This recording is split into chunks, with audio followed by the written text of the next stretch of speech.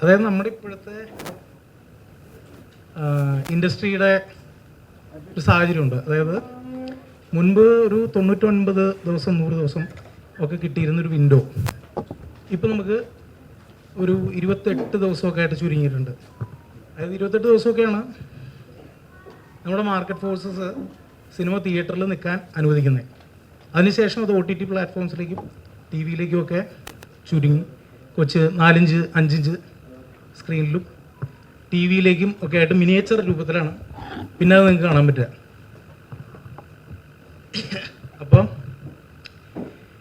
എനിക്ക് തോന്നുന്നു ഇതുപോലൊരു സിനിമ നമ്മുടെ പോലത്തെ ഒരു ഇൻഡസ്ട്രിയിൽ 1.5 വർഷം നമ്മളെല്ലാവരും ഇതിന് പുറകിൽ പ്രവർത്തിച്ച എല്ലാവരും ഒരുപോലെ അധ്വാനിച്ചതിൻ്റെ റിസൾട്ടായിട്ടുള്ളൊരു സിനിമ ഇനി ഓഡിയൻസിന് ഒരു വലിയ തിരശ്ശീലയിൽ കാണാൻ കിട്ടുന്ന 28 ദിവസം ആണ് ഉള്ളതെന്നുള്ളതാണ് എനിക്ക് പ്രൈമറി ആയിട്ട് പറയാനുള്ളത്.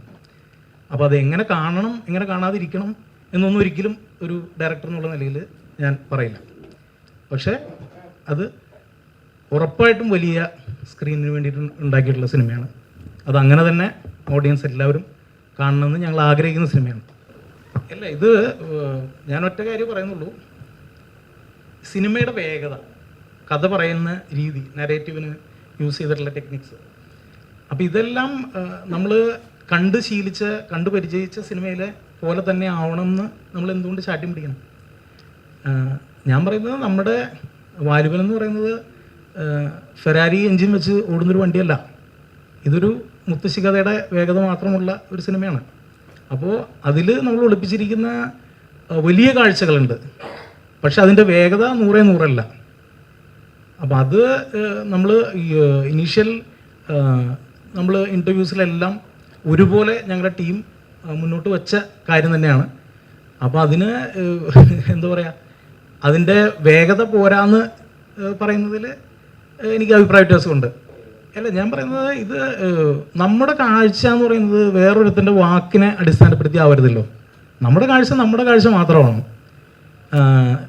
അതായത് നമ്മുടെ രുചി എന്ന് പറയുന്നത് വേറൊരാളുടെ നാവിന് കിട്ടിയ രുചിയാവരുത്, നമ്മുടെ രുചി മാത്രമാണ്. കാലഘട്ടത്തിൻ്റെ ഒരു പ്രശ്നം കൂടിയാണത്. മറ്റൊരുത്തിൻ്റെ കിടപ്പുമുറിയിലും കുളിമുറിയിലും എത്തി നോക്കി അതിന് റിയാക്ട് ചെയ്യുന്നത് നമ്മുടെ എൻ്റർടൈൻമെൻറ്റായി മാറരുത്. അപ്പോൾ അങ്ങനെ ഒരു അവസ്ഥ ഉണ്ടാവുമ്പോൾ മറ്റുള്ളവർ പ്രതികരിക്കുന്നു, മറ്റുള്ളവർ പറയുന്നതുമായിട്ടുള്ള ക്രിറ്റിസിസം മാത്രവും നമ്മുടെ കാഴ്ചയ്ക്ക് അടിസ്ഥാനം. അപ്പോൾ ഒരിക്കലും അതാവരുത്. നമ്മൾ തന്നെ അത് കണ്ട് ആസ്വദിക്കുകയും അഭിപ്രായം പറയുകയും ചെയ്യുന്ന ഒരു കാര്യമാണ് എന്ന് എനിക്ക് വളരെ സ്ട്രോങ് ആയിട്ട് ഒരു ഒപ്പീനിയൻ ഉണ്ട്. അതിലൊരു ചെറിയ വ്യത്യാസം ഞാൻ വരുത്തിയിട്ടുണ്ട്. Still no plans to change, still no plans to impress എന്നുള്ളതാണ്. അത്രയുണ്ട്. ഇല്ല, അങ്ങനെയൊന്നും ഞാൻ അതിനെപ്പറ്റി ചിന്തിക്കാറ് പോലുമില്ല. ഞാൻ പറയുന്നത് റിവ്യൂസ് അത് കൂടുതൽ സ്റ്റാർസ് എന്നതുകൊണ്ട് ആ സ്റ്റാർസ് ഷർട്ടി തുന്നി നടക്കുകയോ കുറവ് സ്റ്റാർസ് എന്നുകൊണ്ട് അതൊക്കെ കൂട്ടി വെച്ച് എണ്ണ എടുക്കുകയോ ചെയ്യുന്ന ഒരാളല്ലേ. അപ്പോൾ അതുകൊണ്ട് അങ്ങനെ ഒരു പ്രശ്നമേ ഉള്ളതായിട്ട് എനിക്ക് തോന്നുന്നില്ല.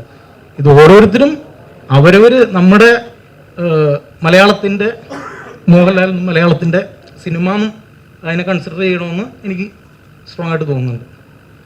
അല്ല, ഞാൻ പറയുന്നത് ഇത് രാവിലത്തെ ഷോസ് രൂപപ്പെടുത്തുന്ന ഒരു അഭിപ്രായമുണ്ട്. അത് എപ്പോഴും സത്യമാണെന്നില്ല. അത് രാവിലെ 6 മണിക്കും 6:30ക്കും കാണുന്ന ഒരു ഓഡിയൻസും വൈകുന്നേരം വളരെ സെറ്റിൽഡ് ആയിട്ടുള്ള റിലാക്സ്ഡ് ആയിട്ടുള്ള മൈൻഡോട് കൂടി വരുന്ന ഓഡിയൻസും രണ്ടാണ്. അപ്പോൾ ഞാൻ പറയുന്ന ആദ്യം ഇറങ്ങുന്ന ഓഡിയൻസ് പറഞ്ഞു പരത്തുന്നത് ആണ് എല്ലാവരുടെയും വൈബായി മാറുന്നത്. അത് അൺഫോർച്ചുനേറ്റ്ലി നമ്മൾ അത്രയും വളരെ ഇൻവോൾവ് ആണ് സോഷ്യൽ മീഡിയയും. നമുക്ക് നമ്മുടെ അഭിപ്രായ രൂപീകരണത്തിന് ഭയങ്കര ഒരുപാട് സ്വാധീനിക്കപ്പെടുന്നുണ്ട് ഇത്തരത്തിലുള്ള ജനറലി നമ്മൾ കാണുന്ന പോസ്റ്റുകളും ആളുകളുടെ കമൻസും ഇതെല്ലാം. അതായത് സോഷ്യൽ മീഡിയ ഒരു വാർ ഗ്രൗണ്ടായി മാറാണ്. വലിയ വൈരാഗ്യത്തോടു കൂടി ആളുകൾ ഒരു സിനിമയെ അറ്റാക്ക് ചെയ്യണം. എന്തിനാണെന്ന് എനിക്ക് ഇതുവരെ മനസ്സിലായിട്ടില്ല. എന്തിനാണ് ഈ ഹേറ്റ്, ഇത്രയും വിദ്വേഷം അങ്ങോട്ടും ഇങ്ങോട്ടും കാണിക്കുന്നതെന്ന് എനിക്ക് ഇന്ന് വരെ മനസ്സിലായിട്ടില്ല. അത് എന്ത് ഗുണമാണ് ഒരു ഇൻഡസ്ട്രിക്ക് ഉണ്ടാക്കുന്നത്, എന്ത് ഗുണമാണ് ഒരു സിനിമയ്ക്കോ ഒരു ഇൻഡസ്ട്രിക്കോ ഉണ്ടാക്കുന്നതെന്ന് എനിക്ക് മനസ്സിലായിട്ടില്ല. എനിക്കത് ഡിപ്പെൻഡൻ്റ് ഓൺ നമ്മുടെ ഇൻഡസ്ട്രിയിൽ നിന്ന് ഉണ്ടായിട്ടുള്ളതിൽ ഏറ്റവും വലിയ പ്രൊഡക്ഷൻ വാല്യൂ ഉണ്ടായിട്ടുള്ള സിനിമകളിൽ ഒന്നാണ് നമ്മുടെ സിനിമ എന്ന് ഞാൻ അവകാശപ്പെടുന്നു. അത് നമ്മൾ 1.5 വർഷമായിട്ട് വിശ്വസിച്ചൊരു സിനിമ ഒരു ദിവസം കാലത്തെ കുറച്ച് പേരുടെ അഭിപ്രായം കൊണ്ട് ഞങ്ങളിൽ മാറില്ല. അത് ഉറപ്പായിട്ടും നിങ്ങൾക്കും മാറരുതെന്നാണ് എൻ്റെ അഭിപ്രായം. എൻ്റെയൊക്കെ ചെറുപ്പത്തിൽ നമ്മുടെ വീട്ടിൽ ഒരു നമ്മുടെ അമ്മൂമ്മമാർ ഇരുന്നിട്ട് ഞങ്ങൾ ചുറ്റും ഇരുന്ന് കഥ കേൾക്കുന്ന ഒരു അനുഭവമുണ്ട് എനിക്ക്. അപ്പോൾ അത്തരത്തിലൊരു അനുഭവം ഇല്ലാത്ത ഒരു ജനറേഷനിൽ കൂടെയാണ് ഇനി വരുന്ന ജനറേഷൻസ് ഒരിക്കലും അത്തരത്തിലുള്ളൊരു അനുഭവം കിട്ടാൻ പോകുന്ന ആളുകളല്ല. അപ്പോൾ അന്നത്തെ കഥകൾക്ക് കുട്ടികളിൽ ഉണ്ടാക്കാൻ കഴിഞ്ഞിരുന്ന ഒരു എക്സൈറ്റ്മെൻ്റ് ഉണ്ട്. അതിൽ ഉണ്ടാവുന്ന അതിമാനുഷികരായിട്ടുള്ള ഹീറോസ്, അങ്ങനെ ഒരുപാട് കാര്യങ്ങൾ, എന്താണ്, ഭൂതങ്ങളുടെ കഥ, നിധിയുടെ കഥ, കള്ളന്മാരുടെ കഥ എന്നൊക്കെ പറഞ്ഞ് നമുക്ക് ഒരുപാട് കഥകൾ ഞാനൊക്കെ ചെറുപ്പത്തിൽ കേട്ടിട്ടുണ്ട്. അപ്പോൾ അത്തരം ഒരു അനുഭവം എൻ്റെ ഉള്ളിൽ കിടക്കുന്നത് എനിക്ക് തോന്നുന്നു അത്തരം ഒരു ചെറിയ കുട്ടിക്ക് വേണ്ടി ഞാൻ കൊടുത്തൊരു ട്രിബ്യൂട്ട് പോലൊരു സിനിമയാണത്. അപ്പോൾ ആ കഥ കേൾക്കുന്നൊരു സുഖം ഉണ്ടാക്കാൻ ഉറപ്പായിട്ടും ഈ സിനിമയ്ക്ക് കഴിയും. അപ്പോൾ അതിൽ പൂർണ്ണമായിട്ട് വിശ്വസിച്ചാണ് ഈ സിനിമ എടുത്തിരിക്കുന്നത്. ഇതൊരു അബദ്ധമല്ല, ഒരിക്കലുമില്ല. ഇത് നമ്മൾ ഓരോരുത്തരും അഭിപ്രായം പറയുന്ന പോലെയാണ്. എൻ്റെ കാഴ്ച എന്ന് പറയുന്നത്, ഞാൻ കണ്ടിരിക്കുന്ന കാഴ്ച എനിക്ക് വേറൊരു ആളുടെ അടുത്തത് വാക്കുകളിലൂടെ വിവരിച്ചു കൊടുക്കാൻ പറ്റില്ല. അപ്പോൾ അത് വിഷ്വൽസിലൂടെ പകരാനാണ് നമ്മൾ ട്രൈ ചെയ്യുന്നത്. ഇപ്പോൾ ടിനുവിനെ സംബന്ധിച്ച് ടിനു ഫിലിം മേക്കറെന്നും എൻ്റെ അസോസിയേറ്റായിട്ട് വർക്ക് ചെയ്ത ആളെന്നുള്ളതിലുപരി ഒരു എക്സൈറ്റിംഗ് സിനിമ കാണാൻ വളരെ ആഗ്രഹമുള്ള ഒരു ഓഡിയൻസിൽപ്പെട്ട ഒരാൾ കൂടിയാണ്. അപ്പോൾ അത്തരത്തിലൊരാൾ ഉള്ളിൽ തട്ടി ഒരു അഭിപ്രായം പറഞ്ഞാണ്. അതിനകത്ത് വേറെ ഒന്നുമില്ല. അതിപ്പോൾ എന്നെ വിളിച്ച് പറഞ്ഞു കഴിഞ്ഞാൽ ഞാൻ പറയാം അത് എന്തിനാ പറഞ്ഞതെന്ന് ചോദിക്കും. പക്ഷെ അത് ടിനുവിൻ്റെ പേഴ്സണൽ ഒപ്പീനിയൻ അല്ലേ. അത് ഗുണം ചെയ്ത് ഇതൊക്കെ നമ്മളൊരു ലിറ്ററൽ മീനിങ്ങിൽ ഇതൊക്കെ എടുത്തു തുടങ്ങിയാൽ എന്ത് ചെയ്യും?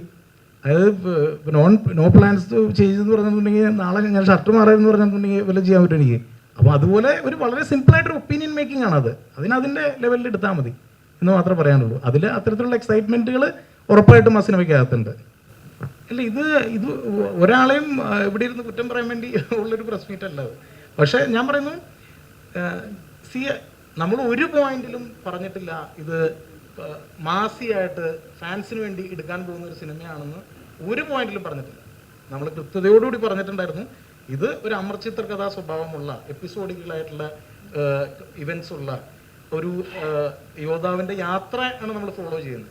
അപ്പോൾ കഥയുടെ നരേറ്റീവിൽ യോദ്ധാവിനൊപ്പം നമ്മൾ ഇടവഴിയിൽ നിന്ന് കയറുകയാണ്. ഇടവഴിയിൽ നിന്ന് കയറിയും ഓരോ ഇൻസിഡൻസിലും ഉള്ളിലേക്ക് വരുന്ന കഥാപാത്രങ്ങൾ അയാൾ പരിചയപ്പെടുന്നതോടൊപ്പമാണ് ഓഡിയൻസ് പരിചയപ്പെടുന്നത്. അപ്പോൾ ഇത് ഒരു വളരെ സിമ്പിൾ ലൈനിൽ കൂടെ കൊണ്ടുപോകുന്നൊരു സ്പേസ് മാത്രമാണ്. അപ്പോൾ എന്താണ്, അയാൾ ജയിച്ച് അയാളുടെ വിജയങ്ങളുടെ കൊടുമുടിയിൽ നിൽക്കുമ്പോഴാണ് ഐഡൻറ്റിഫൈ ചെയ്യുന്നത് ബേസിക്കലി എന്താണ് ബീറ്റ് ചെയ്യേണ്ടത് സ്വന്തം മനസ്സിനെയാണ്. ബേസിക്കലി അത്ര സിമ്പിളായിട്ടുള്ളൊരു ലൈനാണ് നമ്മൾ ഫോളോ ചെയ്തിരിക്കുന്നത്. അപ്പോൾ ആ ഇവൻറ്റിനെ എന്താ പറയുക, ഒരു ഈ നേരത്തെ പറഞ്ഞതുപോലെ ഒരു ഹാർഡ് കോർ 100 പോകുന്ന ഒരു എൻജിൻ വെച്ച് നമ്മൾ ഓടിക്കാൻ നോക്കരുത്. നമ്മുടെ ഇവിടെ അംബാസിഡറും എൻഫീൽഡും പോലെ പതുക്കെ ചൂട് പിടിച്ചാൽ നല്ല വേഗതയിൽ ഓടുന്ന തരത്തിൽ തന്നെയാണ് അതിൻ്റെ ഡിസൈൻ ഉള്ളത്. അപ്പോൾ അതിൽ ആദ്യം 20-30 മിനിറ്റ് സിനിമയിൽ എടുത്തിട്ടുള്ളത് ആ വേൾഡ് ഓഡിയൻസിന് പരിചയപ്പെടുത്താനായിട്ടാണ്. കാരണം അത് പരിചയമായില്ലെങ്കിൽ നമുക്ക് ഭയങ്കര ബുദ്ധിമുട്ടായിരിക്കും പിന്നെ കൂട്ടുള്ള പോക്ക്. അപ്പം അതോടൊപ്പം സിനിമയുടെ വേഗതയും കൂടുന്നുണ്ട്. അപ്പം അതല്ലാതെ നമ്മൾ എന്താണ്, പടം തുടങ്ങുന്നത് മുതൽ എൻഡ് വരെ നമ്മൾ ഒരേ സ്പീഡിൽ പോകുന്ന ഒരു സിനിമയല്ല, ഒരിക്കലും അല്ല. അത് ലാലേട്ടനും ഒരുപാട് തവണ റിപ്പീറ്റ് ചെയ്ത് പറഞ്ഞിട്ടുള്ള ആയിട്ടാണ് ഞാൻ കേട്ടത്.